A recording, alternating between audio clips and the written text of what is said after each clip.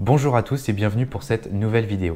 Il y a quelques temps, je suis parti en baie de Somme afin d'y observer sa faune sauvage. La vidéo va se dérouler en 3 parties. La première partie, je vais vous partager mes observations que j'ai faites lorsque je suis allé au parc du Marcanterre. La deuxième partie concerne l'observation de phoques.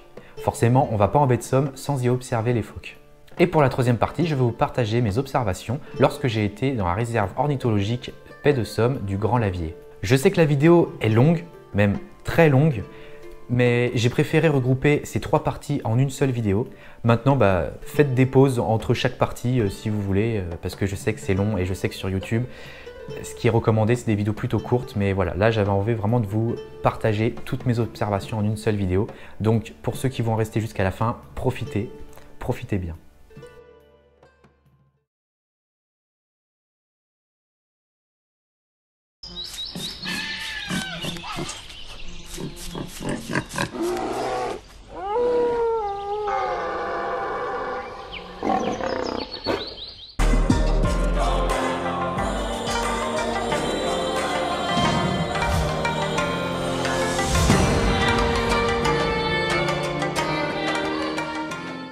Le parc du Marcanterre, c'est quoi?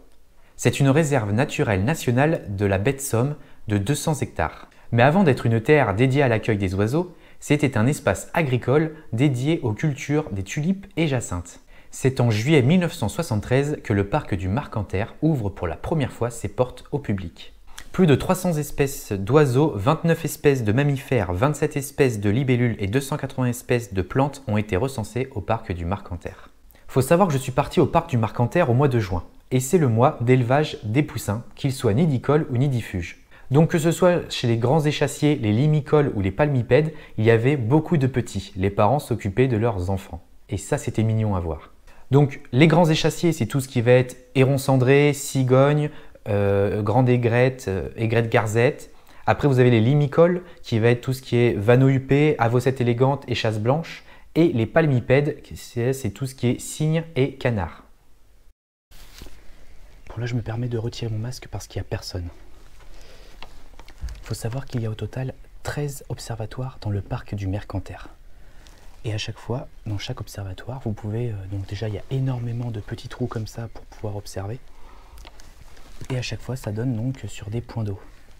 Vous pouvez observer des dizaines et des dizaines d'espèces différentes d'oiseaux.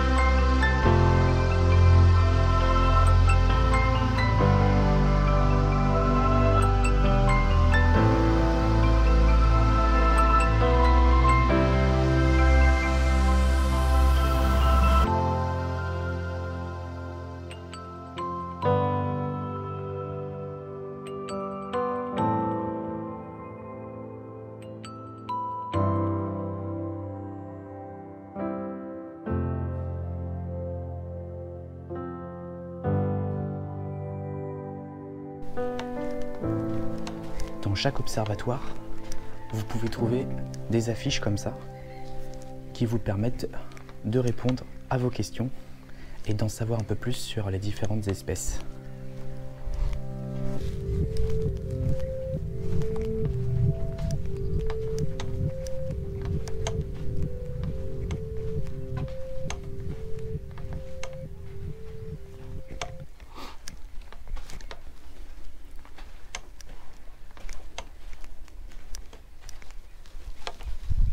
Alors, ce qui est assez marrant chez la foulque macroule, c'est que l'adulte possède une crête et un bec blanc, Alors que le petit a la tête et il a un peu le devant en fait rouge. Donc c'est vrai que c'est assez surprenant.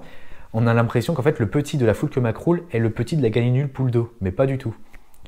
Du coup là j'ai essayé de faire quelques clichés. Vu qu'il y avait du monde, j'étais debout. Alors quand on est debout, la photo c'est différent. Alors que quand il y avait moins de monde, je me suis mis par terre, je me suis en fait allongé sur le chemin pour pouvoir essayer de prendre 2-3 clichés des petits en fait. Et déjà la photo rend beaucoup mieux. Comme quoi, la position est assez intéressante. Après en vol, je ne vous parle même pas du nombre d'oiseaux qui étaient en vol. Donc entre les spatules blanches, les mouettes, bon après les mouettes rieuses, ça il y en avait énormément. Mais voilà, les mouettes rieuses, les spatules blanches, les cigognes aussi, il y en avait beaucoup, pas mal en vol. Des cormorans, les grands cormorans, il y en avait aussi beaucoup. Et du coup, moi en tant que débutant en photographie animalière, je peux vous dire que là, je me suis bien entraîné là.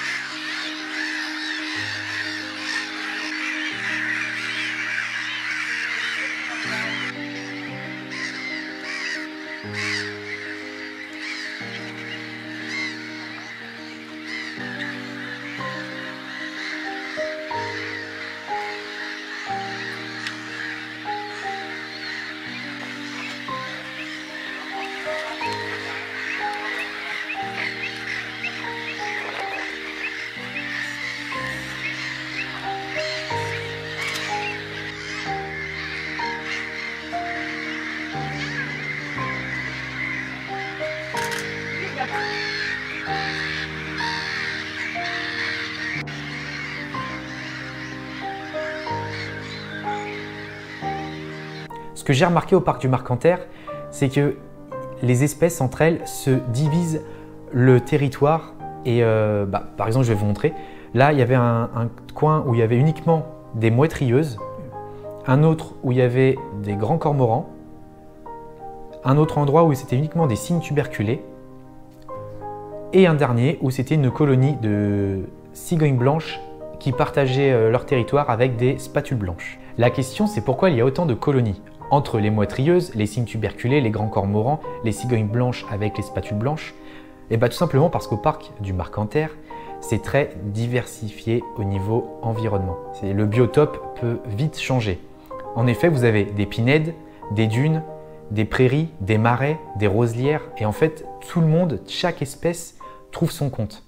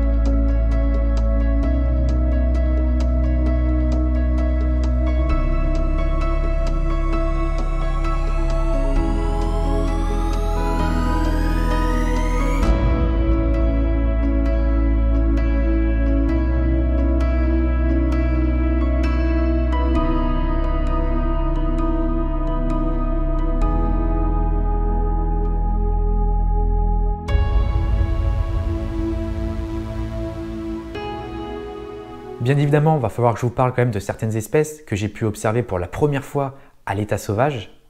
Je vais commencer déjà avec la tadorne de Bellon. C'est un gros canard qui est blanc, noir, marron, avec une tête verte et un bec rouge. D'ailleurs, c'est comme ça qu'on arrive à bien le différencier. C'est son gros bec rouge bien pétant, quoi. Donc la tadorne de Bellon avait justement des petits et elle s'occupait, je ne sais pas si j'ai pu en filmer ou en photographier. Si j'en ai, je vous mets ça là, j'avoue que je ne sais plus. Mais ensuite, il y a 2 limicoles que j'ai adoré observer. Ce sont l'échasse blanche et l'avocette élégante. Ces deux-là, j'ai essayé maintes fois de les prendre en vol, j'ai jamais réussi.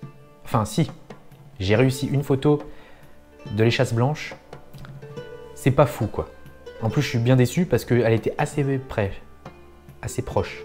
Et effectivement à un moment j'ai réussi à prendre l'échasse blanche, même si voilà, la photo n'est pas oufissime, mais voilà, je suis quand même content, satisfait du résultat. En revanche, l'avocette élégante, je n'ai jamais réussi à la prendre en vol. Jamais. Alors si je ne me trompe pas, il me semble que l'échasse blanche avait aussi un petit. Alors je ne sais pas si je l'ai pris en photo ou si je l'ai filmé. Je crois que je l'ai pris en photo. Il me semble que c'est un petit, que c'est un jeune échasse blanche. Bon, maintenant je vais vous parler donc de la dernière espèce que j'ai pu observer pour la première fois à l'état sauvage, c'est le héron garde-bœuf. À un moment, je suis rentré dans un des observatoires. Déjà, pour commencer, quand je suis rentré, la première chose qui m'a attiré l'œil, c'était un héron cendré qui était tout près de l'observatoire et était vraiment pas farouche.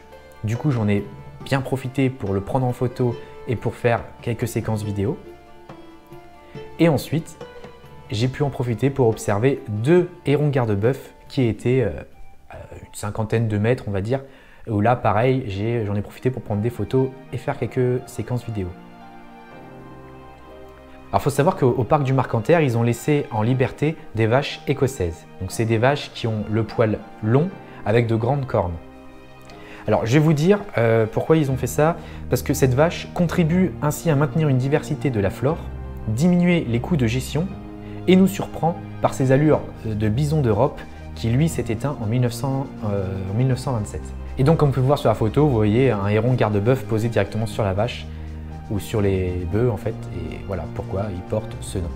Alors voilà, moi je prononce héron garde-bœuf, maintenant je sais qu'il y en a qui ne prononcent pas le F, qui disent héron garde-bœuf, donc voilà, peut-être qu'il y a 2 écoles ou peut-être que c'est moi qui me trompe, je sais pas. Vous, si jamais vous le savez, n'hésitez pas à me le dire. En fait, au parc du Mercantaire, c'est beaucoup d'observatoires. Comme je vous ai dit, il y en a 13 en tout. Et ce qui est intéressant, c'est qu'entre chaque observatoire, il y a un petit peu de marche à faire. Et en même temps, vous pouvez donc observer la faune et la flore autour de vous et c'est trop bien.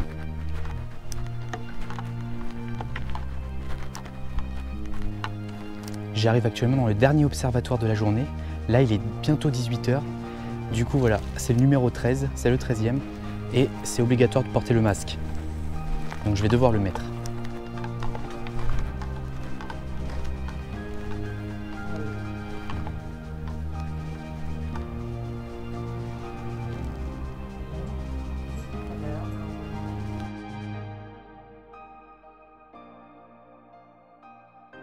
Voilà, on arrive à la fin de la vidéo. J'espère que ça vous aura plu et vous aura été enrichissant. En attendant, n'hésitez pas à me laisser une petite note bleue, à vous abonner.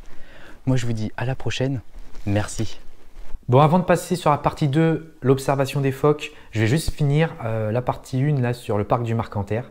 Je voulais juste vous donner mon point de vue concernant les personnes qui sont présentes dans ce genre de réserve ornithologique. Vous avez des personnes qui, comme moi, étaient en mode full équipé, appareil photo avec grand objectif, enfin téléobjectif, et puis vous avez au contraire les personnes qui y vont sans jumelles, sans rien, juste leur portable et qui prennent des photos avec leur portable. C'est assez marrant, c'est une petite touche un peu humoristique. Je me moque pas, hein, c'est juste que c'est assez humoristique en fait parce que qu'est-ce que tu veux faire de belles photos avec un téléphone portable dans ce genre de réserve naturelle? Clairement, c'est pas possible. Si, au moment où j'ai pu observer le héron, cendré qui était vraiment tout proche de l'observatoire, là effectivement, on peut faire de belles photos avec le téléphone portable. Mais sinon, sans ça, non, c'est pas possible. Alors moi, personnellement, j'étais équipé, comme d'hab, de ma caméra et de mon objectif 100-400. Et ça, c'était largement suffisant. Du coup, ouais, j'avais pas pris de jumelles. Hein. Si j'avais envie de voir ce que c'était, j'avais juste à me mettre à 400 mm et puis c'était bon. Je voyais à peu près ce que c'était. Et de toute façon, ce qui était beaucoup trop loin, je cherchais même pas à voir, quoi. Il y avait assez d'animaux plutôt proches, ne serait-ce qu'à 300-400 mm, c'était largement suffisant. Par contre, là-bas, il a fait très chaud cette journée-là. En fait, la semaine où j'étais en baie de Somme, il a fait beau. C'est simple, il a fait très chaud. Et du coup, les observatoires, ça faisait du bien d'y rentrer parce que déjà d'un, on pouvait se poser, on était à l'ombre et surtout, il y avait le vent qui passait par les fenêtres d'observation et ça, c'était cool. Ça rafraîchissait. C'était assez rafraîchissant, ce petit vent frais. Donc voilà, c'était un petit plaisir. Il fallait vraiment avoir dans son sac de l'eau, de la crème solaire et pour ceux qui ne faisaient pas forcément de photos, une paire de jumelles. Je vais maintenant passer à la partie 2 sur l'observation des phoques. Donc n'hésitez pas à faire une petite pause dans la vidéo si jamais elle est trop longue pour vous, je vous comprends.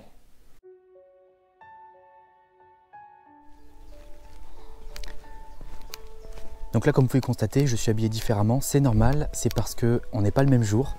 Tout simplement, hier, je ne me suis pas beaucoup filmé en face cam pour la simple et bonne raison qu'il y avait tellement d'observations à faire que j'avais clairement pas le temps de devoir sortir la GoPro pour me filmer et pour vous parler. Voilà, ça volait dans tous les sens, il y avait tellement d'espèces différentes à observer que du coup, voilà. Il faut savoir que le parc du Marcanterre, il fait plus de 200 hectares, ou dans les environs de 200 hectares, il me semble. Et les observations sont folles. Je conseille à tout passionné d'ornithologie d'aller au parc du Marcanterre en baie de Somme. C'est juste magnifique. Là aujourd'hui pour cette nouvelle expédition, mon but est de pouvoir observer des phoques. Donc avant qu'on me pose toutes les questions en commentaire, je vais juste vous donner quelques informations sur le matériel que j'ai. Donc ma caméra Legria HF G40 de Canon, je l'ai toujours. Et ensuite, c'est vrai que récemment, je me suis acheté le boîtier 850D de chez Canon avec le 100-400 5.6.3 de chez Sigma. Voilà. Et c'est avec ça justement qu'hier, j'ai fait beaucoup de photos. J'ai bien rempli la carte mémoire. En carte mémoire, j'utilise, là je crois qu'en ce moment, c'est une 64 gigaoctets de SanDisk. Donc voilà, un peu le matériel que j'utilise. Donc là, comme vous voyez, je parle vite fait du matériel que je porte sur moi. Maintenant, si vous voulez plus d'informations, voire même une vidéo dédiée de mon matériel, dites-le moi en commentaire et puis j'y travaillerai. J'ai décidé de me mettre à la photographie animalière pour essayer en fait, parce que jusqu'à maintenant, je faisais que de la vidéo. Et là, j'avais envie d'essayer la photographie animalière. Donc là, je suis en train de me diriger vers la plage. Forcément, pour pouvoir observer les phoques, il faut aller vers la plage.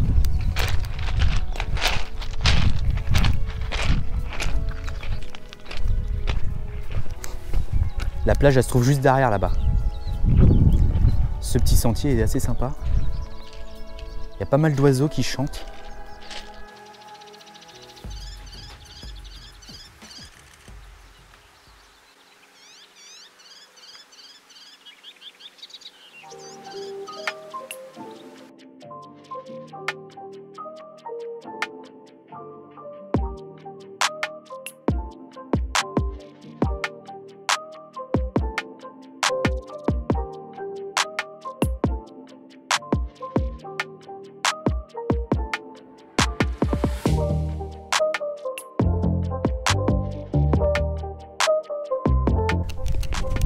Donc là, je suis actuellement en train de marcher sur la plage, aller à marée basse. Et du coup, là, je vais essayer d'aller repérer s'il y a des phoques. Je vois qu'il y a 3 groupes de personnes. Alors forcément, ils doivent être accompagnés par un guide pour esquiver tous les marécages. Donc là, oui, je me suis trompé. Quand je dis marécage, en fait, pas du tout, c'est juste sable mouvant. En baie de Somme, il y a pas mal de sable mouvant, donc c'est pour ça qu'il faut faire attention et c'est surtout aussi pour ça qu'il y a donc des guides pour aller observer les phoques. C'est pour pas passer dans des endroits où justement on pourrait s'enfoncer jusqu'au cou. Et à mon avis, ils sont là pour les phoques, je pense.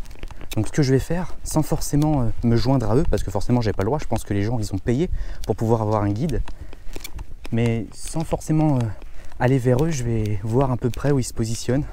Voir s'ils s'arrêtent, s'ils sortent les appareils photo et tout ça.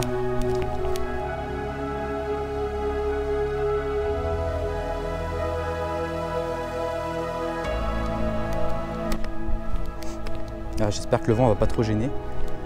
Objectif réussi. Là, il y a les phoques sur la berge en face. Du coup, là, je vais me rapprocher. J'ai discuté avec un monsieur et il m'a dit que là, à l'endroit où il était, ça les a pas dérangés. Donc, je vais me mettre à peu près au même endroit que lui. Je sais pas si vous voyez, mais les groupes de personnes, ils sont derrière moi. Du coup, je les ai doublés. Et là, bah voilà, je m'avance. Je vais faire quelques plans. Et puis voilà. Là, il y a du vent. J'espère qu'au niveau son, ça va le faire. Au pire, bah, je vais sous-titrer.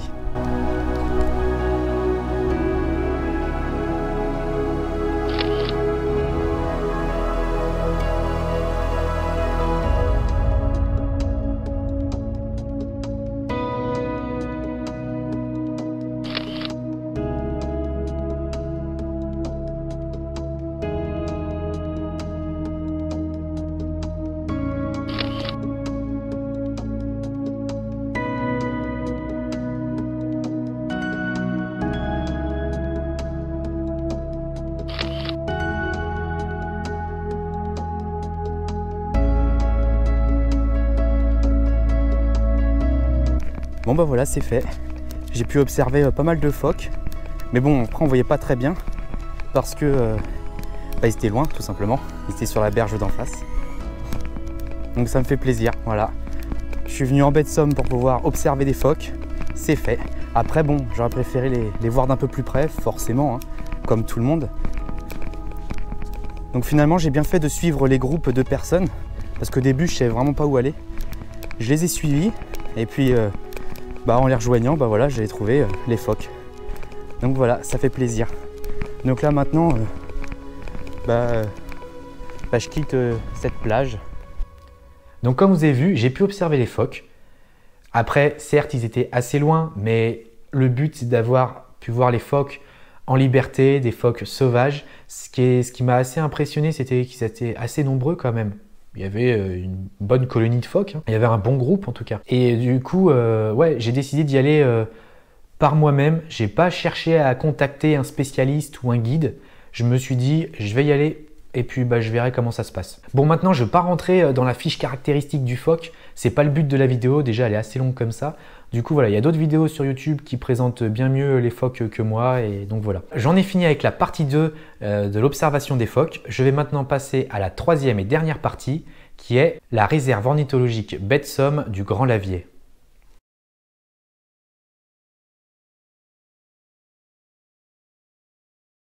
Donc la réserve ornithologique du Grand Lavier, c'est quoi? C'est un espace naturel de plus de 40 hectares. C'est un ancien site industriel qui a été réhabilité afin d'accueillir les oiseaux. 194 espèces d'oiseaux et 165 espèces de flore y ont été recensées. Bonjour à tous et bienvenue pour cette nouvelle expédition animalière. Là aujourd'hui, je suis dans la réserve ornithologique baie de Somme Grand Lavier. Mon but aujourd'hui, c'est de pouvoir essayer d'observer le gorge bleu. C'est vraiment un oiseau que j'aimerais bien pouvoir photographier, voire filmer carrément. Je vais retirer mon masque parce que il n'y a personne, il n'y a pas beaucoup de monde. Du coup, je me permets de le retirer. Mais il faut savoir que depuis le Covid, en gros, dans chaque réserve, vous êtes obligé de porter le masque. Là, comme vous voyez, il n'y a personne derrière moi, donc c'est bon. Donc mon but, c'est de pouvoir observer le gorge bleu. Donc on va voir, je croise les doigts. Donc si je suis allé dans cette réserve ornithologique, c'est tout simplement parce qu'il y a une certaine réputation qui fait que là-bas, il y a des gorges bleues à miroir. C'est un oiseau plutôt joli, c'est simple, voilà. Il est représenté ici, je ne sais pas si vous allez bien voir. Voilà, il est représenté ici. Et c'est un joli petit oiseau, quoi. Donc moi, je voulais le voir, je voulais le prendre en photo, je voulais même le filmer.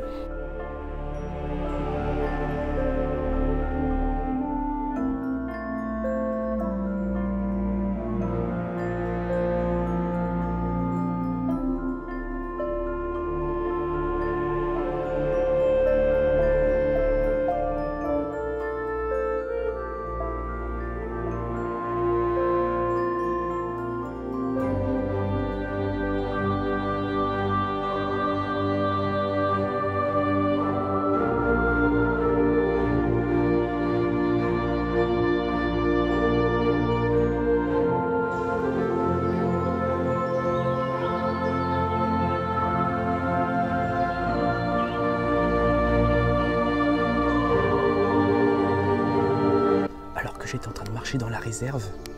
Sur le chemin, il y a de la terre, un petit trou de taupe en fait. Et au moment quand je me suis approché, j'ai vu que ça bougeait. D'ailleurs, je l'ai en vidéo. On voit la terre un peu qui sort comme ça, qui bouge. Il y a une taupe juste en dessous qui doit être en train de bien creuser sa galerie et de ressortir un peu la terre. Ça fait au moins 10 minutes que je suis là et là pour l'instant ça s'est calmé. J'aurais bien aimé voir son petit bout de nez sortir, ça aurait été sympa. Mais là ça bouge plus.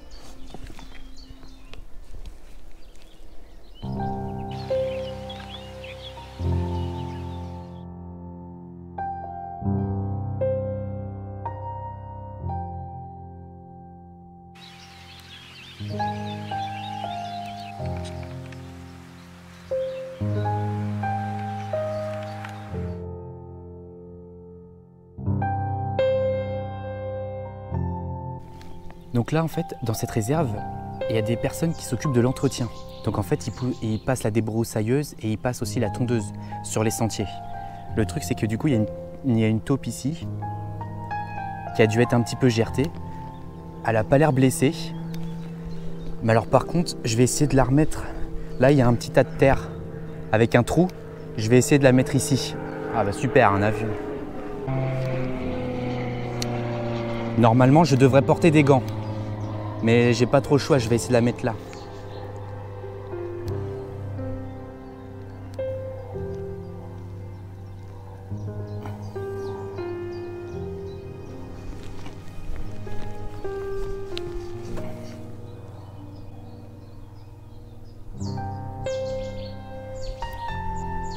C'est bon, elle rentre.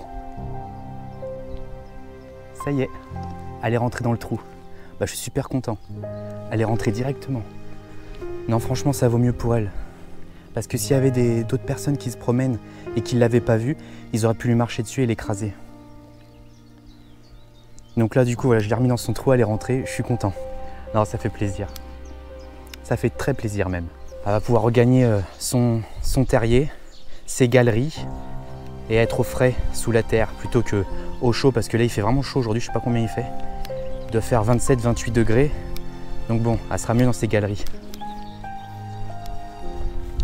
En tout cas, au toucher, c'est très doux une taupe. Ça a vraiment un pelage, un petit duvet super doux. Mais bon, c'est pas bien ce que j'ai fait, j'aurais dû prendre des gants, mais là, j'en ai pas sur moi forcément. Bon, cette petite taupe trop mignonne là, faut que je vous en parle un peu plus.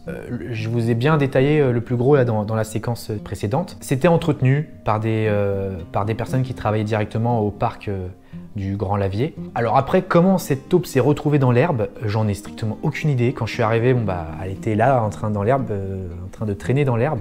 Et comme vous avez vu, elle se débrouille pas très bien en fait dans l'herbe, sur le sol. Ça se déplace pas bien du tout une taupe en vrai. C'est plus efficace dans leur galerie. Et en fait, il y avait quand même entre 5 à 10 mètres entre l'endroit où il y avait la taupe et l'endroit où il y avait son terrier, sa galerie. Du coup, c'est pour ça que j'ai préféré quand même la déplacer, parce que s'il y avait un groupe de gens qui seraient arrivés et qui ne l'avaient pas vue, elle aurait pu se faire écraser, ou autre, enfin voilà, on ne sait jamais ce qui aurait pu lui arriver de plus, mais voilà. J'ai préféré la remettre dans son trou. Voilà, maintenant c'est vrai que je ne portais pas de gants. Pourquoi vaut mieux porter des gants quand on attrape un animal sauvage? Pour la simple et bonne raison, pour éviter la transmission de maladies, tout simplement. Que ça soit moi qui peux lui transmettre un champignon ou une maladie, ou l'inverse. Voilà pourquoi il faut mettre des gants pour les animaux sauvages. Alors maintenant, concernant cette réserve ornithologique, comme je vous ai dit, elle est entretenue. Et d'ailleurs, j'ai une petite anecdote à vous dire sur ça. À un moment, quand j'arrivais à un observatoire, il y avait justement des jeunes, donc je pense que ça veut dire des petits jeunes en contrat saisonnier, qui justement passaient à des broussailleuses.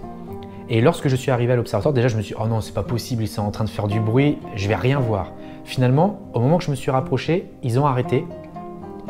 Du coup, je me suis dit, bon, c'est pas mal. Alors, je suis allé dans l'observatoire et après, une fois que j'y étais, moi, il faut savoir que j'y reste un bon bout de temps à observer les animaux.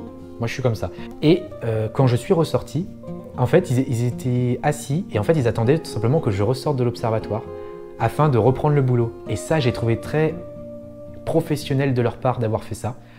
Alors après, c'est peut-être un ordre qu'ils ont eu de leur supérieur, hein, sans doute, mais j'ai trouvé ça très professionnel et très sympa, quoi. Faut savoir qu'il n'y avait pas beaucoup de monde ce jour-là dans la réserve ornithologique du Grand Lavier, donc c'est pour ça qu'ils faisaient peut-être l'entretien du parc.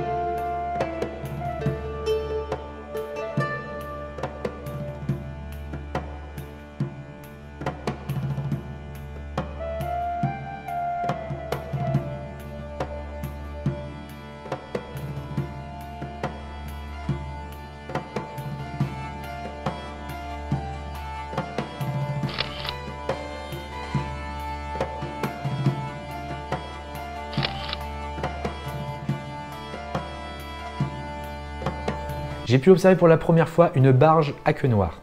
Lorsque j'étais dans un des observatoires, ça c'est la toute première photo que j'ai faite, je vois donc cette espèce là, cet animal là, comme ça, en train de fouiller dans les marais avec son bec à la recherche de nourriture. Et je savais pas ce que c'était.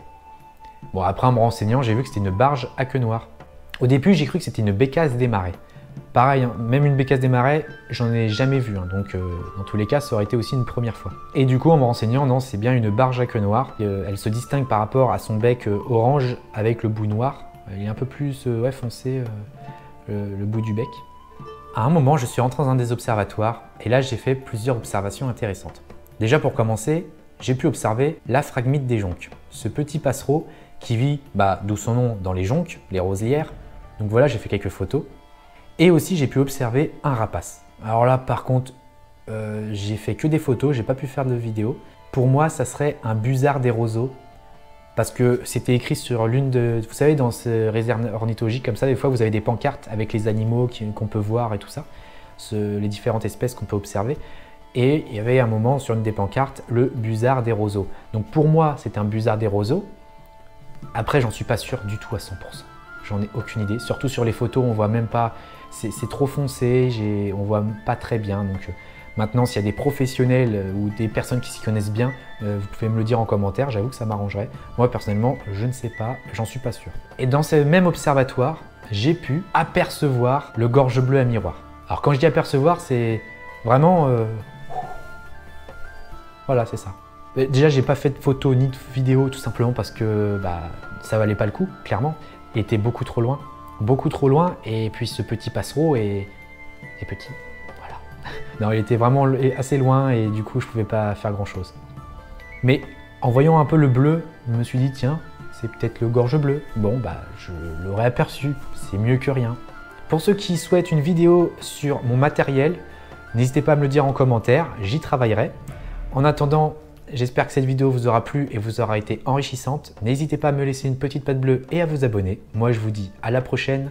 Merci.